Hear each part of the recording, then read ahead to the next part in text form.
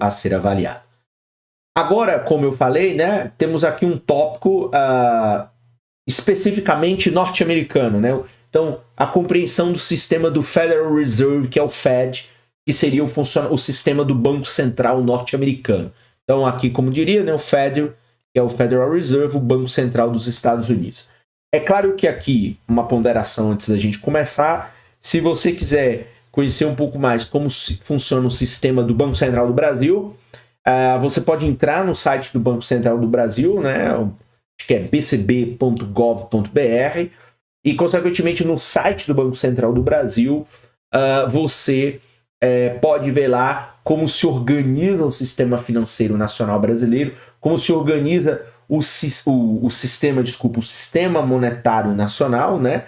E quais as instituições importantes, como se organizam os produtos, né? As instituições financeiras, né? E quais são as regulações que estão aí envolvidas, né? No caso das instituições que fiscalizam, as instituições que operam, enfim, você no site do Banco Central, você pode analisar a peculiaridade do sistema brasileiro. Como a gente está aqui ainda fazendo o livro do Menkil, analisando o livro do Menkil, vamos fazer aqui a análise do conteúdo que ele disponibiliza nesse capítulo 29 e nesse tópico aí sobre o Federal Reserve.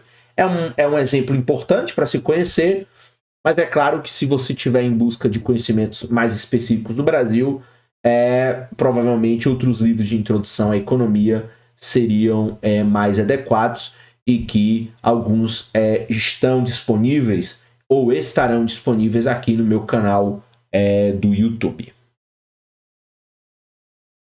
Sempre que uma economia usa moeda de custo forçado, como é o caso da economia dos Estados Unidos, deve haver um órgão responsável, portanto, pela regulação do sistema. Nos Estados Unidos, esse órgão é o Federal Reserve, muitas vezes chamado de Fed.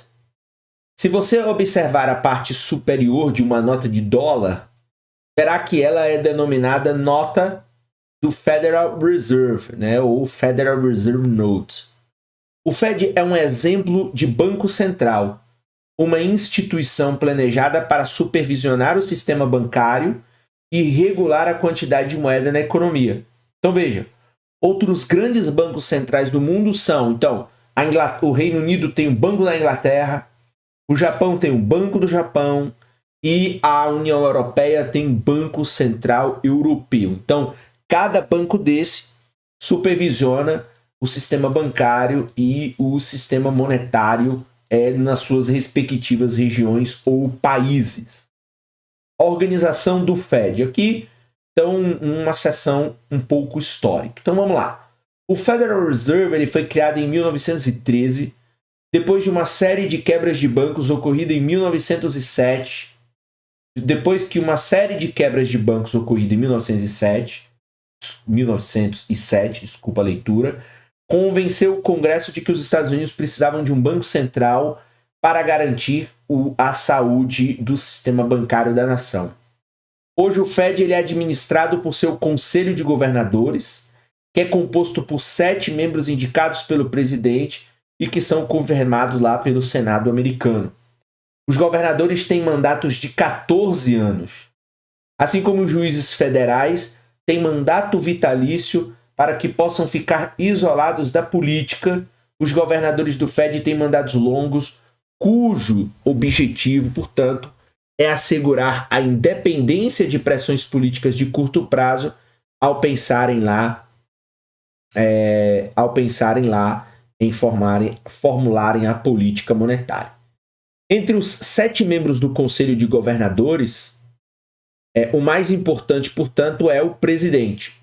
Então, o presidente dirige o pessoal do Fed, preside as assembleias do Conselho e depõe regularmente sobre a política do Fed perante comissões do Congresso. O presidente dos Estados Unidos ele nomeia o presidente do Fed para um período de 4 anos. Quando este livro estava no prelo, o presidente do Fed era Ben Bernanke, professor de economia, indicado para o cargo em 2005 pelo presidente George W. Bush e nomeado pelo presidente Barack Obama em 2009. O sistema do Federal Reserve ele é, portanto, composto pelo Conselho do Federal Reserve, né, que seria o Federal Reserve Board, em Washington, e por 12 bancos regionais da Reserva Federal, né, o Federal Reserve Banks, ou seja, você tem também o Federal Reserve, as reservas federais espalhadas pelas regiões do país, localizados nas principais cidades do país.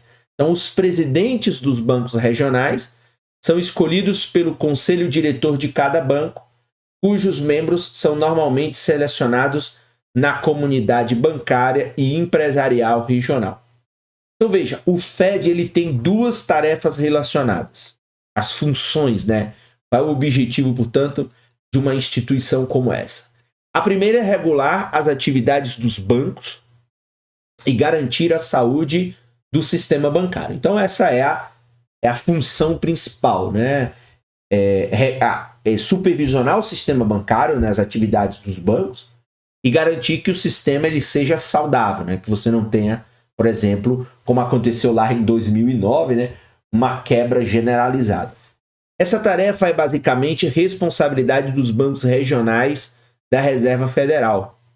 Mais especificamente, o Fed ele monitora as condições financeiras de cada banco e facilita as transações bancárias, realizando compensação de cheques. Atua também como banco dos bancos, ou seja, o Fed ele concede empréstimos quando os próprios bancos precisam. Quando bancos em dificuldades financeiras se veem com pouco dinheiro em caixa, o Fed ele age como emprestador de última instância, um emprestador para aqueles que não podem emprestar de mais ninguém, ou pegar um emprestador para aqueles que não podem emprestar de mais ninguém, ou podem pegar a fim de manter, portanto, a estabilidade do sistema bancário. Então, por exemplo, quando um banco está numa situação crítica e ele recorre ao sistema chamado interbancário, que também tem lá, ou seja, bancos que emprestam dinheiro a outros bancos, então quando ninguém quer emprestar para este banco, o banco recorre, portanto, ao Fed, portanto, que aí por a expressão, né, é o emprestador de última instância. Então, é o último a última instituição que um banco pode recorrer para pegar dinheiro. A segunda e mais importante tarefa do Fed é controlar a quantidade de moeda disponível na economia, a chamada denominada oferta de moeda. Então, o Banco Central ele organiza a quantidade de moeda, ou seja, quanto de oferta de moeda o Banco Central está disponibilizando à economia nacional. No caso, claro, ele vai administrar ali o funcionamento da economia nacional. As decisões dos formuladores de políticas a respeito da oferta de moeda constituem, portanto, a política monetária. Então, no fundo, o que um banco central faz em qualquer país do mundo, e esse é o caso também do caso brasileiro, é fazer a gestão da política monetária. Então, no Federal Reserve, a política monetária ela é formulada pelo Comitê Federal de Mercado Aberto, chamado FOMC, né? Federal Open Marketing Committee. O FOMC reúne-se a cada 6 semanas, né? Então, 1 mês e meio, aproximadamente, em Washington, para discutir a situação da economia e estudar, né, possíveis mudanças, caso aconteçam problemas, na política monetária. Então, por exemplo, no momento em que eu estou preparando essa aula, por exemplo, na economia americana, você também está tendo um ciclo inflacionário além da conta. Então, o Fed vai sentar lá, vai analisar a situação da economia, a inflação está galopando, né? Tudo ficando mais caro, principalmente combustíveis, energia e alimentação, e aí você vai estudar mecanismos de política monetária para fazer o controle, para tentar colocar esta economia no eixo. Agora, o que é especificamente esse comitê, né? Então, o Comitê Federal de Mercado Aberto. Então, o Comitê Federal de Mercado Aberto, FOMC, é composto por 7 membros do Conselho de Governadores e de 5 dos 12 presidentes dos bancos regionais.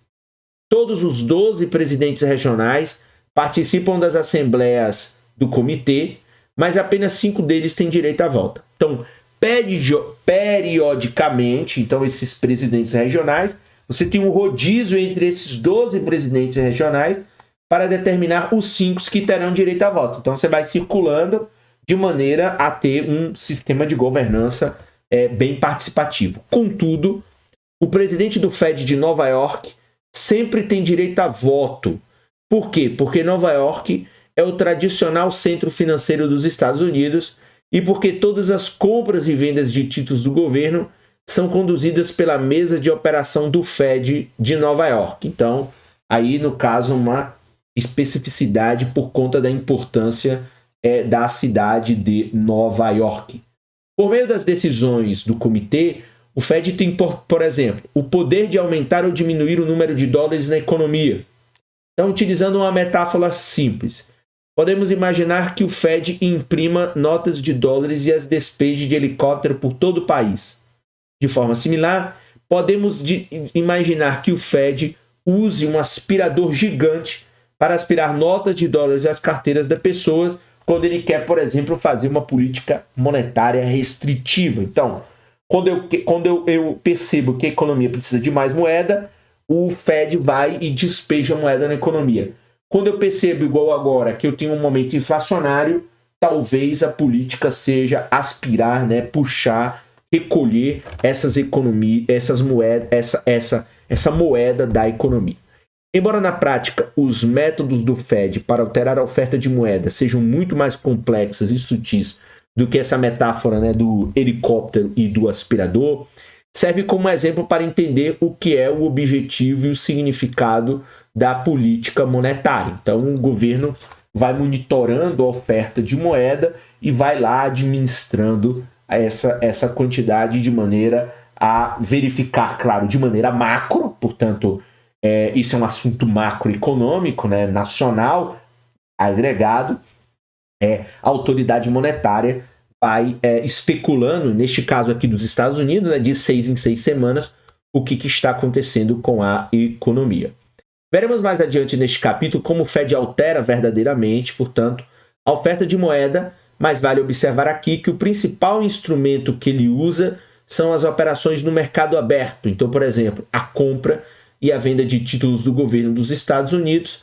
Lembre-se que um título do governo dos Estados Unidos é um certificado de dívida do governo federal. Aqui ficou copiado 2 vezes no texto, a editora cometeu esse equívoco aqui. Então, as operações do mercado. Então, eu preciso puxar moeda, eu lanço título, vendo o título e pego o dinheiro. Eu preciso colocar moeda, eu preciso colocar moeda na economia, eu compro os títulos e devolvo o dinheiro para os investidores. É claro que aqui não está incluído, mas depois a gente vai ver, mas o Fed também controla a oferta de moeda, assim como boa parte dos bancos centrais, é o caso, por exemplo, do Banco Central do Brasil junto com o Copom. Consequentemente, você também tem a gestão da taxa de juros básica da economia, No caso dos Estados Unidos também você tem uma taxa de referência, que é a taxa que remunera esses títulos. Consequentemente, você também utiliza ela para fazer este controle monetário, este controle da oferta de moeda. Se o comitê decide aumentar a oferta de moeda, por exemplo, o Fed emite dólares e os usa para comprar títulos do governo que estão nas mãos do público nos mercados de títulos do país. Então, quero botar dinheiro na economia, o Banco Central, o Fed, vai lá e compra esses títulos e dá o dinheiro para os investidores gastarem na economia. Após a compra, os dólares passam para as mãos do público. Portanto, uma compra de títulos no mercado aberto sinaliza que o Fed aumenta a oferta de moeda. Inversamente, se o comitê decide diminuir a oferta de moeda, o Fed, portanto, vende títulos do governo de sua carteira nos mercados. E aí ele vai, após essa venda, os dólares recebidos pelo título saem da mão do público, o que diminui, portanto, a moeda corrente disponível para a compra de bens e a compra de serviços.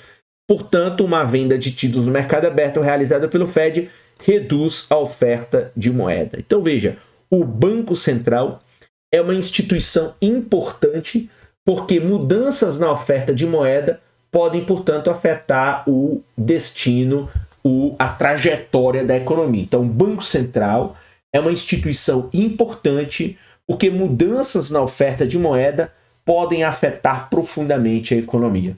Um dos 10 princípios de economia do capítulo 1 é que os preços aumentam quando o governo emite moeda demais. Outro dos 10 princípios de economia é que a sociedade enfrenta um trade-off de curto prazo entre inflação e desemprego. Se você não se recorda ou pulou direto para esta aula, você pode ir lá analisar a nossa primeira aula referente ao capítulo 1, está disponível no playlist aqui do livro do Menkil, do qual você avalia aí os 10 princípios de economia. O poder, portanto, do Fed repousa nesses princípios. Por razões que discutiremos com maior profundidade nos próximos capítulos, as decisões políticas do Fed, portanto, têm forte influência sobre a taxa de inflação da economia no longo prazo, que é o que está acontecendo agora também nos Estados Unidos, né? A dificuldade de você lidar com o fenômeno da inflação na economia. Você também tem a questão dos empregos e sobre o emprego e sobre a produção da economia no curto prazo. Então, o Fed pode afetar a inflação no longo prazo, também no curto prazo, mas você também pode afetar o emprego e a produção também no curto prazo, a depender do tipo de política lá que o comitê com os presidentes regionais decide. Então, de fato, o presidente do Federal Reserve tem sido chamado de a segunda pessoa mais poderosa dos Estados Unidos e, na verdade, os presidentes de bancos centrais são, claro, autoridades extremamente poderosas em boa parte do mundo desenvolvido e também em várias economias consideradas emergentes ou em desenvolvimento, como é o caso do Brasil. Ok?